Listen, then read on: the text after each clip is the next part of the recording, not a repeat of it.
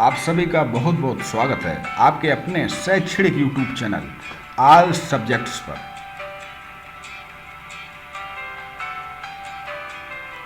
Basic शिक्षा परिषद द्वारा संचालित पुस्तक मंजरी कक्षा 8 पाठ 3 हिंदी का सच्ची वीरता। तो चलिए इस पाठ के माध्यम से हम समझते हैं कि आखिरकार सच्ची वीरता होती क्या।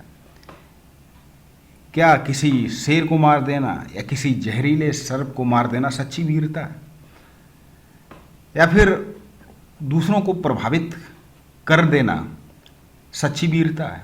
नहीं, सच्ची वीरता, सच्चे वीर पैदा नहीं किए जाते हैं, उन्हें किसी फैक्ट्री में बनाया नहीं जाता, वो स्वतः उत्पन्न होते हैं। तो चलिए जानते हैं इस पाठ के माध्यम से सच्ची वीरता।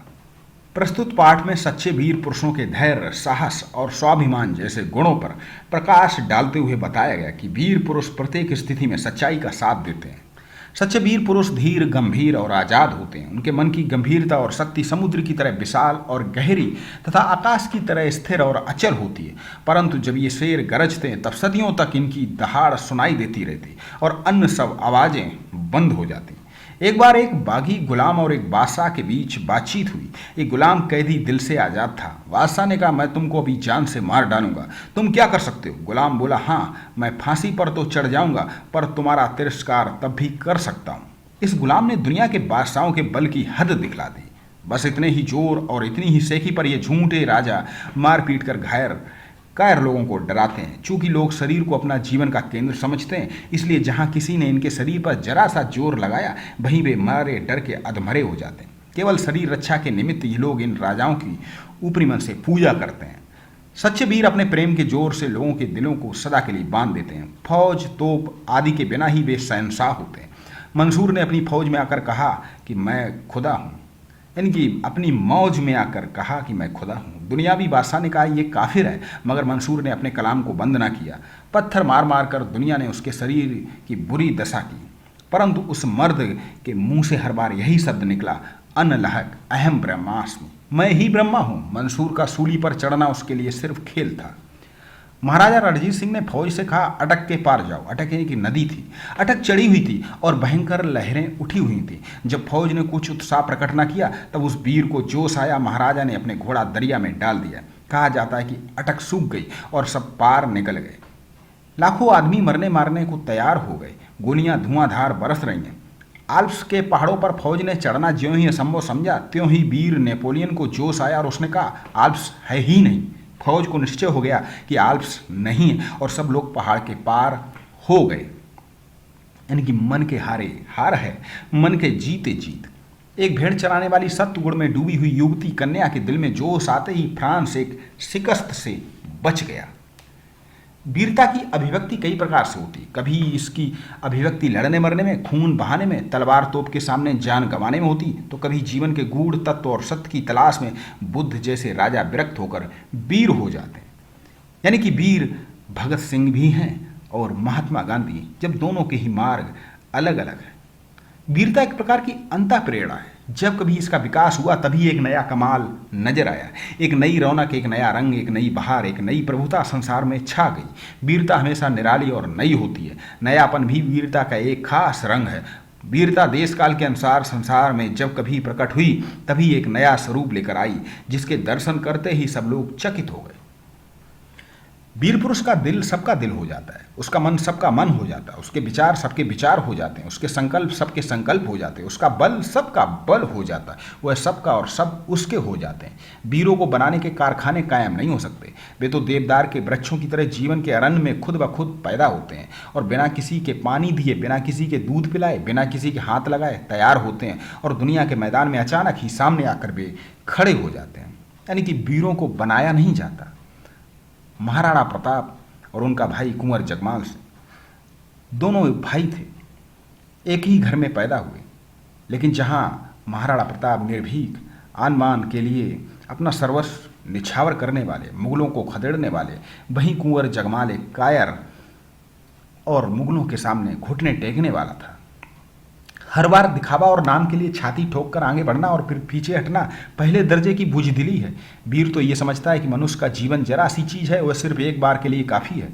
बंदूक में केवल एक गोली है, उसे एक बार ही प्रयोग किया जा सकता। हाँ, कायर पुरुष उसको बड़ा ही कीमती और कभी ना टूटने वाला हथियार समझता है। हर घड़ी आगे बढ़कर और ये दिखाकर कि हम बड़े हैं, फिर पीछे इसलिए हट जाते हैं कि उनका मनोबल किसी और अधिक बड़े काम के लिए बच जाए। गरजने वाले बादल ऐसे ही चले जाते हैं, परंतु बरसने वाले बादल जरा सी देर में मूसलाधार वर्षा कर जाते हैं।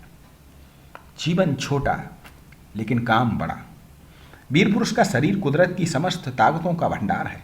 कुदरत का ये केंद्र दिल हिल नहीं सकता।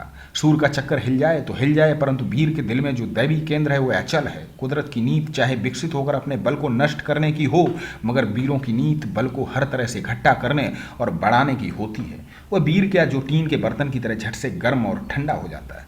सदियों नीचे आग जलती है तो भी शायद गर्म हो, और हजारों वर्ष भर बर्फ उस पर जमती रहे तो भी क्या मजाल जो उसकी बाड़ी तक ठंडी हो। उसे खुद गर्म और सर्द होने से क्या मतलब। सत्य की सदा जीत होती है, ये भी वीरता का एक चिन्ह है। विजय वहीं होती जहां पवित्रता और प्रेम है।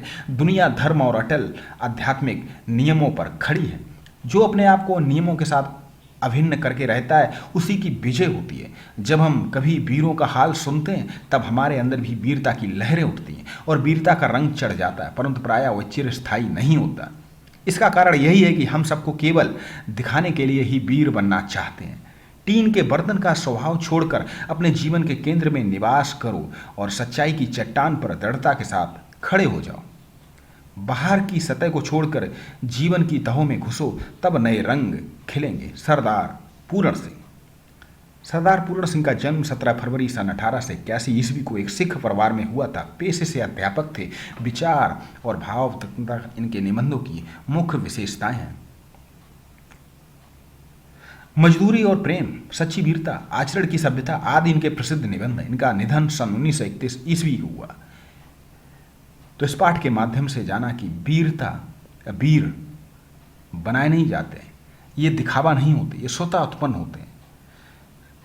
तिरस्कार, अपमान, अनादर, सेखी, हेकड़ी, शान, काफिर, ईश्वर को ना मानने वाला, सत्य को छिपाने वाला, कलाम, बाणी, शब्द, वार्तालाप, अटक, सिंधु नदी, नेपोलियन, फ्रांस का महान योद्धा, सत्वगुण, सादगी और सच्चाई से युक्त, सत्वगुण में डूबी युक्ति करना। ये लेखक फ्रांस की वीरांगना जॉन ऑफ आर्क का उल्लेख कर रहा है, जिसने फ्रांस पर चढ़ाई करने वाले शत्रुओं का डटकर मुकाबला किया और उन्हें परास्त किया। शिकस्त, पराजय, हार, अभिव्यक्ति, प्रकट होना, प्रकाशन, व्यक्त होना, अंतःप्रेरणा, अपने मन की, अरण्य, जंगल, वन, बुझदिली, कायरता, कुदरत, प्रकृति।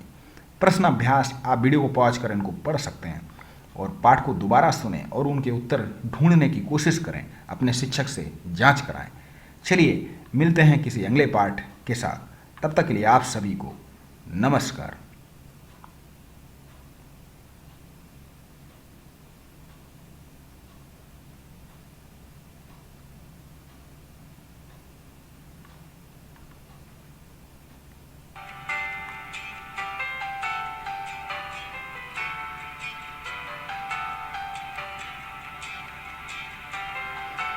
कभी कुछ ऐसी तान सुनाओ जिससे उथल पुथल मच जाए। एक हिलोर इधर से जाए, एक हिलोर उधर से जाए। कंठ रुका है महानाश का, मारक गीत रुद्ध होता है। आग लगेगी छड़ में तल में, अब क्षुब्ध युद्ध होता है। छाड़ और झंकार दग्ध है इस ज्वलंत गायन के सुर से। रुद्ध गीत का क्रुद्ध तान है निकली मेरी अंतरता से।